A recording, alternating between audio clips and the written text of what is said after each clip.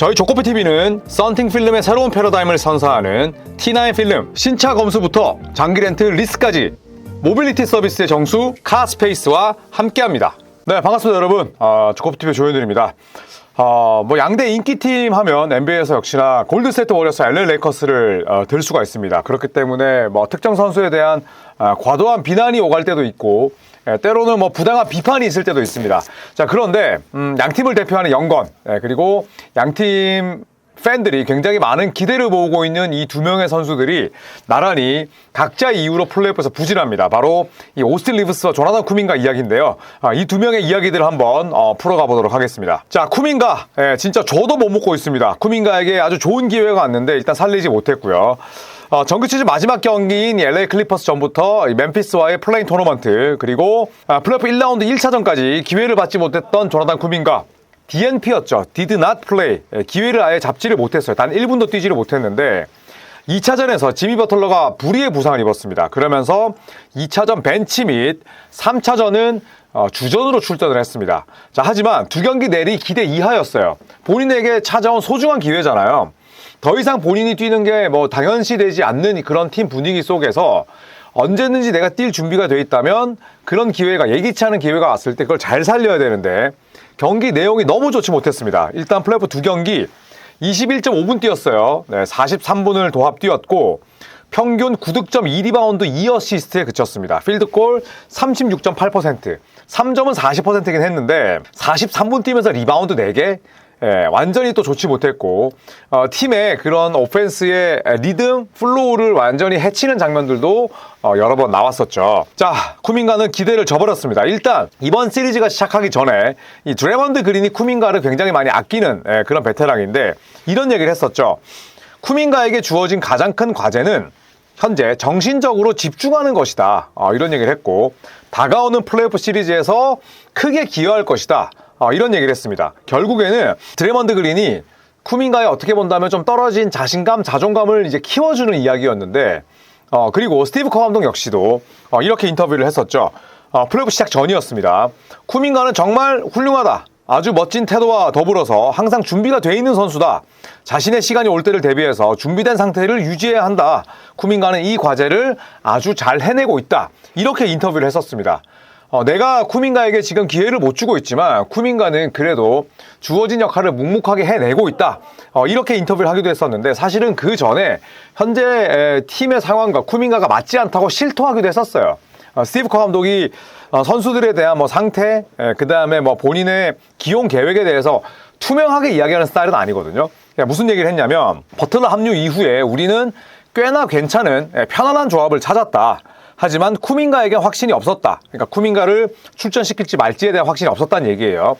그래서 쿠민가에게 미리 말하지 못했다. 이렇게 인터뷰를 했습니다. 이게 바로 멤피스와의 플레인 토너먼트를 승리로 이끈 이후에 그런 인터뷰였어요. 기자들이 물으니까 오늘 플레인 토너먼트는 이겼는데 쿠민가가 지금 중요한 경기 못 나오고 있는데 혹시 무슨 생각을 갖고 계신가요? 이런 질문을 했다 보니까 스티브 커 감독이 지금 우리는 꽤나 좋은 그룹이 있지만 버틀러와 쿠민가가 맞지 않는다는 것도 스티브 커 감독이 그 전 인터뷰를 통해서 얘기를 했었고, 그리고 쿠민가를 출전시킬지 말지 본인의 확신이 없었기 때문에 미리 말도 하지 못했고 내보내지 못했다라고 인터뷰를 한 거죠. 자, 조나단 쿠민가, 본인은 하지만 최근 들어서 언론들도 계속 물어보고 본인도 출전 못하다 보니까 짜증이 살짝 섞였어요. 굉장히 공격적으로 인터뷰를 한 건 아닌데 무슨 얘기를 했냐면, 쿠민가 최근 인터뷰, 나에게 준비를 하라고 말하는 게 싫다. 왜냐? 나는 이미 준비가 다 돼 있고 준비를 마친 상황인데 계속해서 경기 뛸 준비해라, 대비하라 이렇게 말하는 건 굉장히 짜증나는 일이다. 이렇게 이야기를 했어요. 그러니까 부드러운 그런 어감은 아니었죠. 그런데 나는 준비되어 있는데 뭘 자꾸 준비하라는 거야. 지친다 지쳐. 약간 이런 뉘앙스였죠.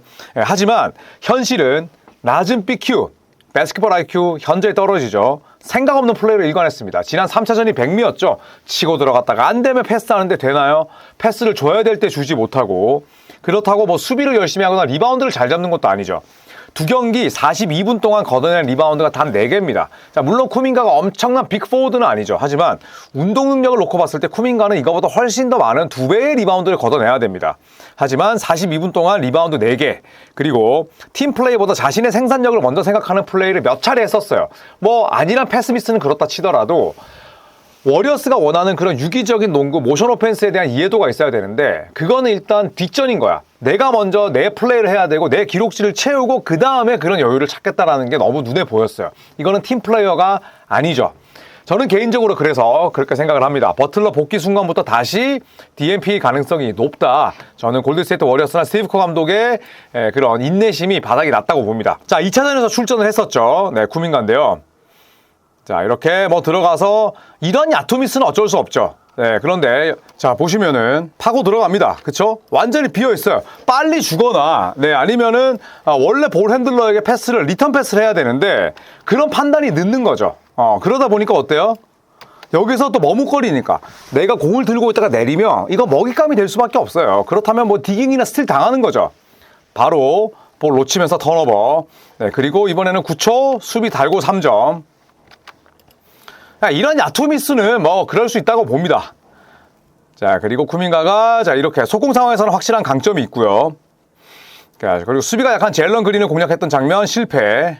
그리고 이런 샷들은 전형적인 무리한 샷, 셀렉션이 좋지 못했고 여기서 플레이메이킹 안 되는 거예요. 그쵸? 보셨죠, 여러분? 자, 그리고 쿠민가 지금 본인에게 주는 공도 아닌데 다른 데 보고 있었고 네, 리머텍 안 됩니다. 자, 그리고 쿠민가 네, 생군 달고 석점 안 들어갔고요. 지금도 뒤로 쳐지니까 석점. 공격적인 마인드가 없는 거죠. 자, 그래서 이런 부분들을 놓고 봤을 때 일단 쿠민가의 플레이를 떠나서 본인의 마인드셋 자체가 저는 잘못됐다고 생각을 합니다. 자, 그래서 골든스테이트 워리어스가 어디까지 올라갈지 모르겠지만 쿠민가에게 많은 걸 기대하기는 어렵다라고 생각을 합니다. 자, 그렇다면 네, 레이커스 팬들의 마음을 아프게 만들고 있는 위력이 떨어진 3옵션 오스틴 리브스 이야기를 해볼까 합니다. 자, 오늘 미네소타 팀볼브스와 치른 4차전마저 내주면서 1승 3패 레이커스 시리즈 탈락 위기에 몰렸습니다. 3번 시드인데 4경기 만에 1승 3패가 됐고요. 이 오스틴 리브스의 위력 감소가 치명적입니다. 물론 3차전은 뭐 루카 돈치치의 장염 증세, 위장병 증세도 있었습니다만 리브스가 정규 시즌에 비해서 너무 큰 폭으로 기록이 떨어졌어요. 일단 공격 볼륨, 그 다음에 효율 모두 다 정규 시즌에 비해서 감소했는데 그렇다고 해서 수비를 잘하는 선수냐? 그렇지 않죠. 수비에서는 상대 매치업 사냥감으로 전락한 지 오래입니다. 그렇다면 이 선수를 쓰는 이유는 결국 공격에서 제 몫을 해내기 위함인데 그게 지금 안 되고 있다는 거죠. 자, 이번 2025 플레이오프 4경기 39분 뛰고 있는데 17.3득점, 5.5 리바운드, 4.0 어시스트, 필드골 42.4%, 3점 35.1%. 1경 봤을 때 괜찮아 보이고 오스틴 리브스의 몸값 자체가 12mm, 13mm이기 때문에 이 정도는 충분하지라고 생각할 수 있지만 어쨌든 레이커스는 지금 오스틴 리브스에게 연봉만 12mm, 13mm 정도를 줄 뿐이지 팀에서 맡기고 있는 역할이라든지 비중 자체는 지금 25mm, 30mm짜리 선수란 말이에요. 그렇기 때문에 리브스가 더 해주길 바랄 텐데 현실은 그렇지 못합니다.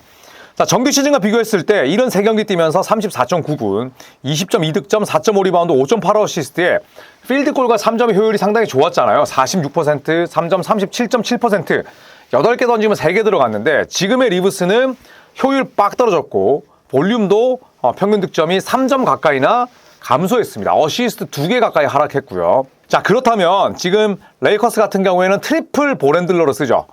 멀티 볼핸들러의 시대입니다. 싱글 볼핸들러 살아남을 수 없어요. 루카 돈치치 트레이드를 댈러스의 성공이다. 멀티 볼핸들러의 시대는 지났다. 이런 이야기를 하는 사람들이 있던데 이거는 진짜 무지한 거라고 저는 생각을 하고 볼핸들러는 무조건 다다익선이죠. 하지만 이 3명을 주전으로 썼을 때의 JJ 레딕 감독의 보관은 뭘까요? 공격이에요. 루카 돈치치, 르브론 제임스, 오스틴 리브스 전부 다 수비에 대한 약점이 있는 선수들인데 이 3명을 쓰는 건 공격으로 찍어 누르기 위함입니다. 그렇잖아요. 수비로, 에너지로, 운동 능력으로 우리가 이 라인업을 세우는 건 아닐 텐데 그렇다면 르브론 제임스와 루카 돈치치는 충분히 제 몫을 뭐 해내고 있습니다. 공격 면에서는 어차피 수비는 뭐 상수가 아니라 부정적인 변수니까. 그런데 지금 오스틴 리브스나 루카 돈치치의 수비가 워낙 좋지 않다 보니까 이거는 뭐 리브스만의 잘못은 아닙니다만 일선은 앤트맨에게 붕괴되죠. 네, 그리고 리브스는 자연스럽게 볼륨과 효율이 하락됩니다. 왜냐? 상대가 수비가 좋은 팀이잖아요. 니킬 알렉산더 워커, 네, 그 다음에 단테 디빈첸조 또 스위치했는데 나지리드야. 루디 고베어도 지금 미스매치 잘 견뎌. 리브스가 숨쉴 공간이 없는 거예요. 자, 그런데 오스틴 리브스의 장점은 뭔가요? 여러 가지 역할들을 3레벨 스코어로 갈 수 있다는 거죠. 3점, 그러니까 떨어지면 3점, 붙으면 돌파, 그 다음에 또 더블팀 들어오면은 패스, 여기에다가 파울 겟 능력까지. 그런데 이런 게 전혀 되지 않고 있다는 거죠. 밸런스가 안 맞아요. 일단 오스틴 리브스의 강점은 3점도 있지만 드리블 돌파 이후에 림 공략이라든지 아니면 미드레인지 샷 아니면 숏 점퍼 그렇지 않으면 더블팀 유도하고 패스예요. 그런데 1차 저지선 자체가 워낙 강력하다 보니까 돌파가 안 되는 거야. 리브스는 돌파를 해야 신나는 슬래셔인데 그러다 보니까 결국에는 오스틴 리브스가 할 수 있는 건 뭐예요? 캐치앤샷, 스팟업 샷 제자리에서 그냥 드리블 치다가 무리한 샷 야투 효율이 좋을 수가 없는 거죠. 물론 미네소타의 수비가 좋긴 합니다만 리브스는 3옵션이잖아요. 지금보다는 더 많은 역할을 해줘야 되는데 그럴 기미가 보이지 않는다는 거. 자 그렇다고 해서 대안이 있냐? 없습니다. 조던 굿인 공격력 제로, 게이브 빈센트 그냥 롤플레이어일 따름이에요. 빈센트는 체형 그 다음에 신장만 플레이메이커지 실제 플레이 자체는 그냥 수비수입니다. 그런데 플레이메이킹이나 샷 크리에이팅 능력이 없는 게이브 빈센트를 중용할 수 있을까요? 없어요. 결국에는 리브스가 많은 역할을 해줘야 되는데 4차전 보셨죠? 리브스가 주요 수비수, 프라이머리 디펜더가 될 때마다 미네소타 선수들 패스 안 돌렸습니다. 나즈리드가 조지고 앤트맨이 조졌어요. 자, 이거는 리브스가 어쩔 수 없는 태생적인 한계일 수도 있지만 그렇다면 공격이라도 잘 돼야 되는데 그게 되지 못한다.